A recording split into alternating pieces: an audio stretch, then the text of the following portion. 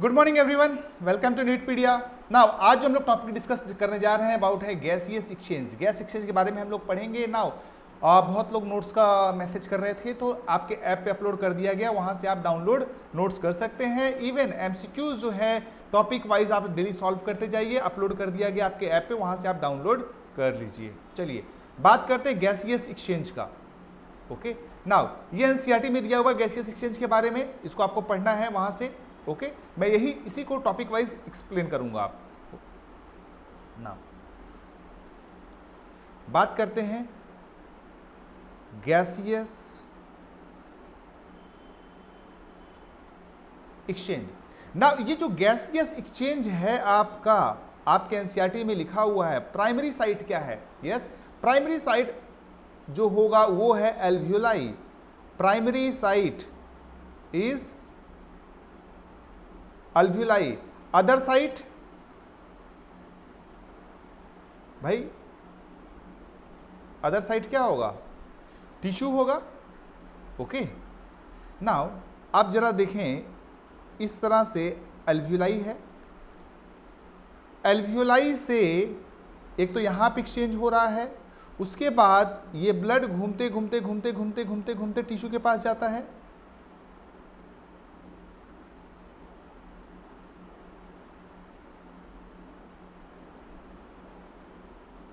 ये रहा आपका टिश्यू, ये है आपका अल्वियोलाई। नाउ अब देखें एक्चुअली होता क्या है, एल्वियोलाई के पास ब्लड जो जाता है वो bye means of pulmonary artery जाता है। कैसे जाएगा? Pulmonary artery. पल्मोनरी आर्टरी आएगा यहां पे और गैसियस एक्सचेंज होगा। That means they will leave CO2 और एक्सेप्ट O2। O2 को ले लेंगे और CO2 को छोड़ देंगे। ओके, एल्वियोलाई में ये होगा। नाउ उसके बाद एल्वियोलाई से ब्लड को हार्ट में ले आता है, लंग से हार्ट में ले आता है by means of pulmonary vein. Pulmonary vein. Now अभी जो गैसियस एक्सचेंज होता है इसमें बहुत सारे फैक्टर्स हैं, मल्टी फैक्टोरियल्स हैं। ओके, प्रोसेस होता है ये। यही पे एक कंसेप्ट आता है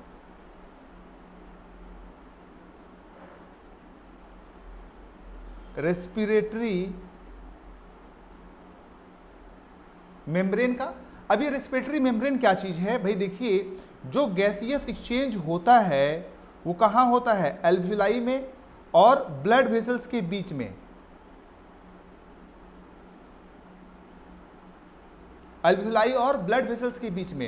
एल्वियोलाई का जो इपिथीलियम होता है, जो लाइनिंग होता है, वो बना होता है स्क्वैमस इपिथीलियम का। वो बना होगा किसका?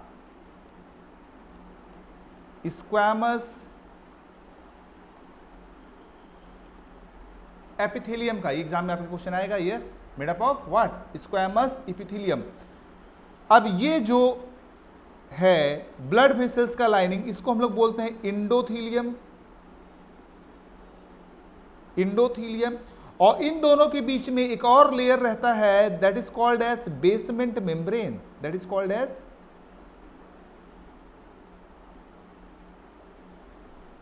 Basement membrane. ठीक है, नाउ ये जो बेसमेंट मेम्ब्रेन है आपका, मैं थोड़ा सा हट जाऊं आप देख पाए इसको। यस, बेसमेंट मेम्ब्रेन ये तीनों बनाता है रेस्पिरेटरी इपिथीलियम। कई बार ये लेबलिंग करने के लिए भी आपके एग्जाम में आ सकता है। ए दे देगा क्या है भैया? स्क्वैमस एपिथेलियम है। बी क्या है? बेसमेंट मेम्ब्रेन में। सी क्या है? इंडोथीलियम है, ब्लड वेसल्स का। इसको क्रॉस करता है। नाउ अब देखें, इसका थिकनेस है about 0.5 micron.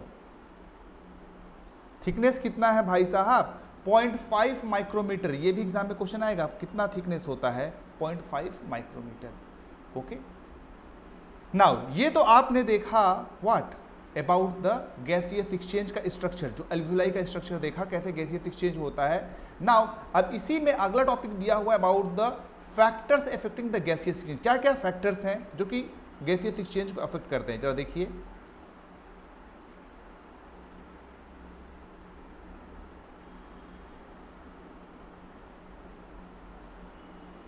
factors affecting gaseous exchange. Factors affecting what? Gaseous exchange. क्या क्या फैक्टर्स अफेक्ट करते हैं? Number 1, partial pressure of a gas. Partial pressure of a gas. Second, solubility of gas. Third, thickness of membrane. And fourth, solubility of gas. solubility of gas. ये 4 factors लिखे हैं जो कि gaseous transport को affect करते हैं. आपके NCERT में लिखे हुए हैं. चले अगेन से हम बनाएंगे क्या? ये रहा हमारा अल्वियोलाई, ये रहा हमारा ब्लड वेसल्स. इसको मैं थोड़ा ट्रांसवर्स करके बना लेता हूं. चले, और यहां रहेगा हमारा टिश्यू. अब देखें, अब यहां पे गैस दोनों होगा, O2 भी होगा, CO2 भी होगा, अदर गैसेस भी होंगे. अल्वियोलाई में O2 भी होगा, CO2 भी होगा और अदर गैसेस भी होंगे. नाउ अब देखिए, जो यहां पे दैट मीन्स ये एक बॉक्स है, इसमें क्या है? Mixture of gases. So O2 का यहां पे एक प्रेशर जनरेट होगा. एक बॉक्स में, एक कैविटी में अगर गैसेस हैं, उसकी वजह से एक प्रेशर जनरेट होगा. नाउ इसमें से जो है O2 की वजह से जो प्रेशर होगा वो हम लोग बोलेंगे partial pressure of oxygen.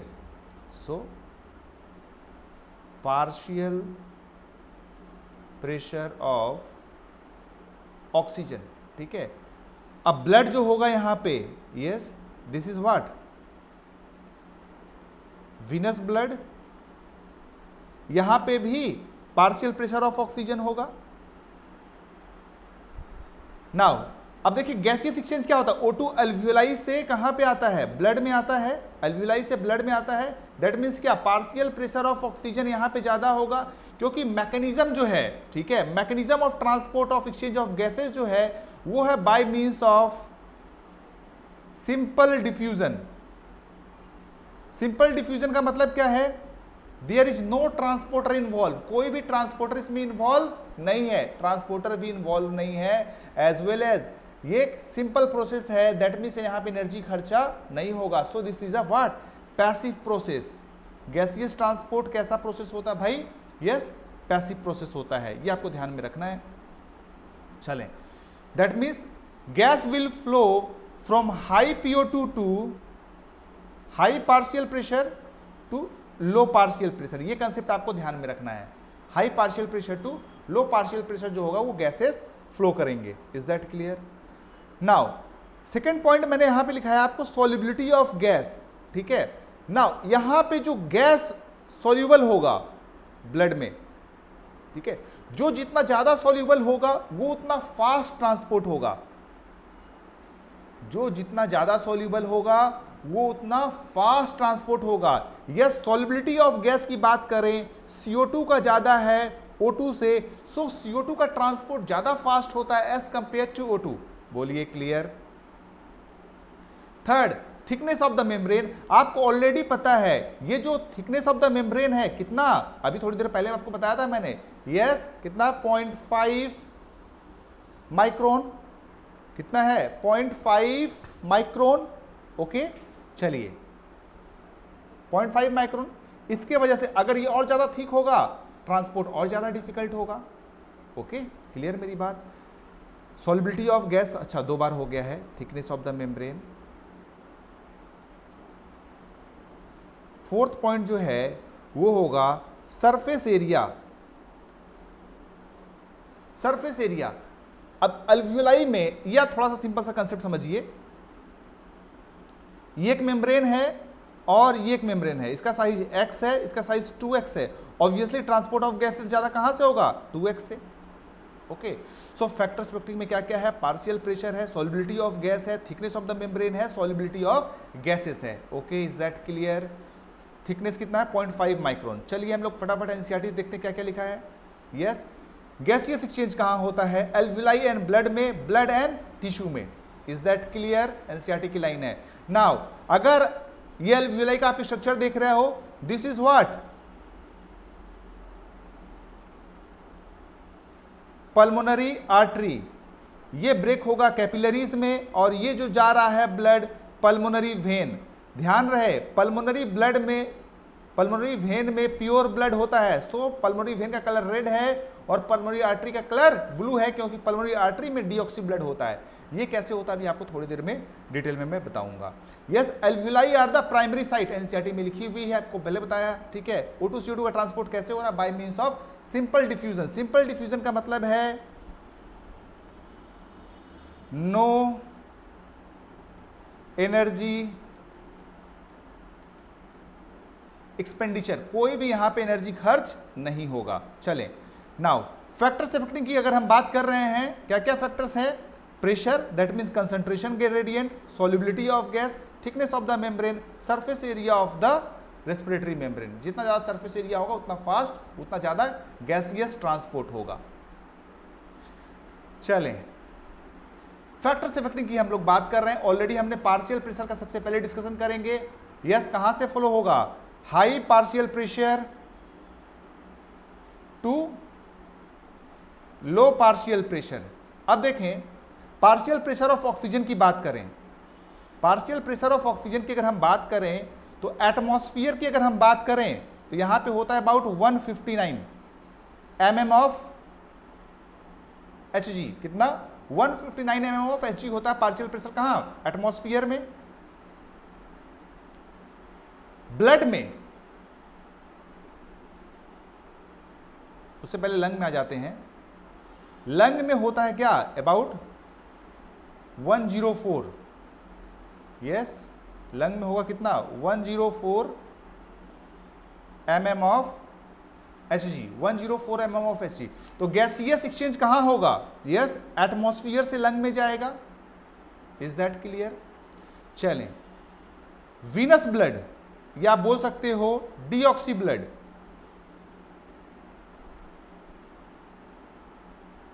Deoxy blood, ठीक है, यहां पे पार्शियल प्रेशर हो जाता है अबाउट 40 mm ऑफ Hg। सो यहां से ब्लड कितना, कहां फ्लो होगा, लंग से, डीऑक्सी ब्लड में। अब डीऑक्सी ब्लड ऑक्सीजन लेने के बाद कन्वर्ट हो जाता है ऑक्सी ब्लड में, जहां पे पार्शियल प्रेशर हो जाता है 95।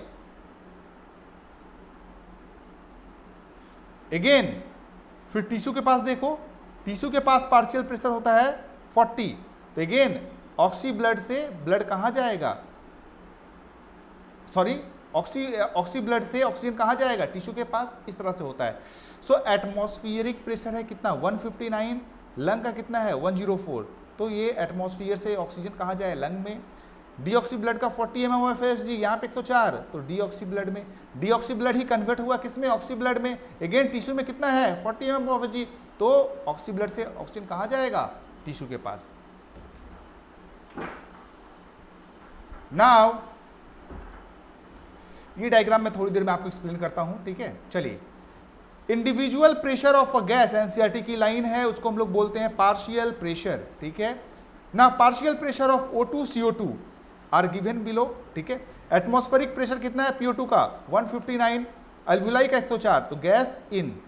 डीऑक्सी ब्लड का कितना है 40, तो डीऑक्सी ब्लड अब किस में कन्वर्ट हो जाएगा, ऑक्सी में। ऑक्सी ब्लड का 95, टिश्यू का कितना 40।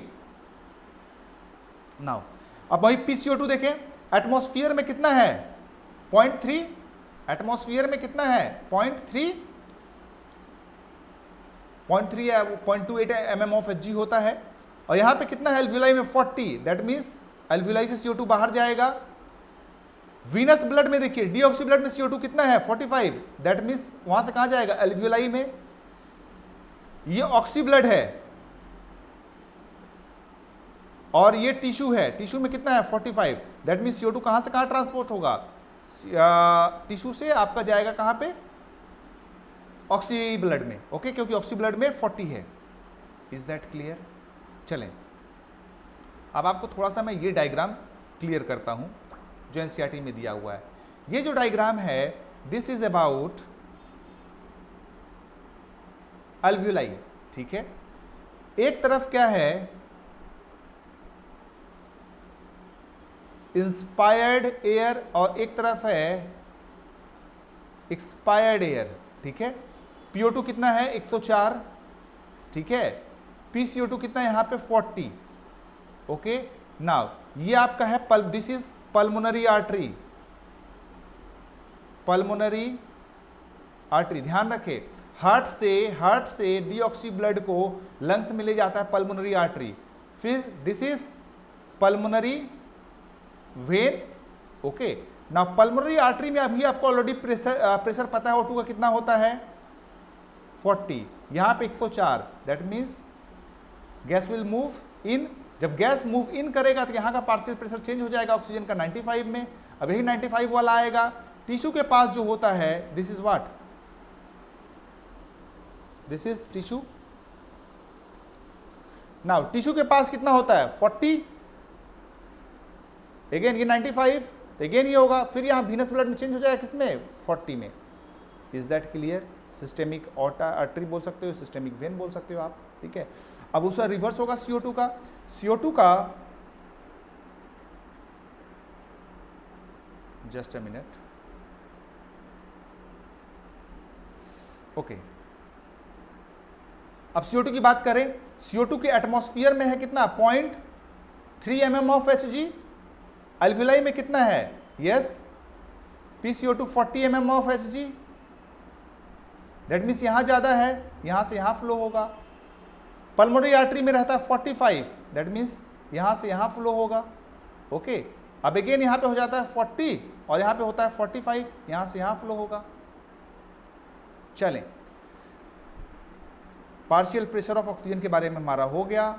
नाउ प्रेशर और concentration gradient P alveoli, PO2 in the alveoli is 104 mm of Hg, जो कि ज्यादा है ब्लड कैपिलरी से जिसमें होता है 40 mm ऑफ Hg, जिसके वजह से O2 डिफ्यूज करता है। नाउ PCO2 इन डीऑक्सी ब्लड 45, अल्वियोलाई में कितना होगा? 40। सो CO2 कहां चले जाता है?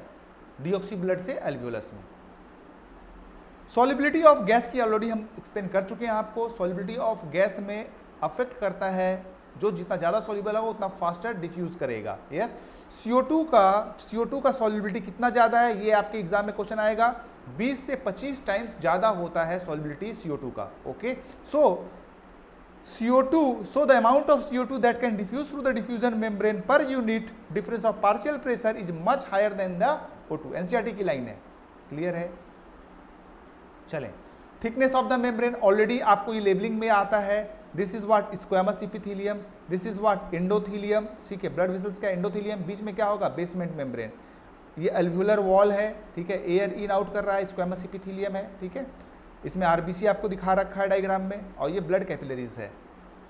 चलिए, diffusion membrane is made of 3 layer, कौन कौन सा? Squamous epithelium, endothelium and basement membrane between them. Thickness कितना होगा? 0.5 माइक्रो, जितना कम थिकनेस उतना ज़्यादा फास्टर डिफ्यूजन होगा, ओके। सरफेस एरिया, जितना ज़्यादा सरफेस एरिया होगा उतना ज़्यादा डिफ्यूजन होगा। Presence of alveoli increases the surface area. इस तरह से बहुत सारा अल्वियोलाई होता है, जिसके वजह से क्या होता है? Surface area of the lung बढ़ जाता है। चलें, डायग्राम अभी देखिए, ये क्या इंडिकेट कर रहा है भाई? ये आपका लंग को इंडिकेट कर रहा है, ठीक है। ये आपका क्या हो जाएगा? Pulmonary artery. ये क्या हो जाएगा? आपका पल्मोनरी वेन, ठीक है। नाउ ये क्या हो जाएगा? Systemic aorta. ये क्या हो जाएगा? सिस्टेमिक वेन या वेना कावा बोल सकते हो, ठीक है। तो चलिए, तो 1 क्या है आपका? 1 आपका वेना कावा है, दैट मीन्स इन दोनों में से कोई एक है। फिर 2 आपका क्या है? डोर्सल ऑर्टा, इन दोनों में से कोई एक करेक्ट है। 3 क्या है आपका? यस, पल्मोनरी वेन, ये वाला करेक्ट आंसर है, ओके।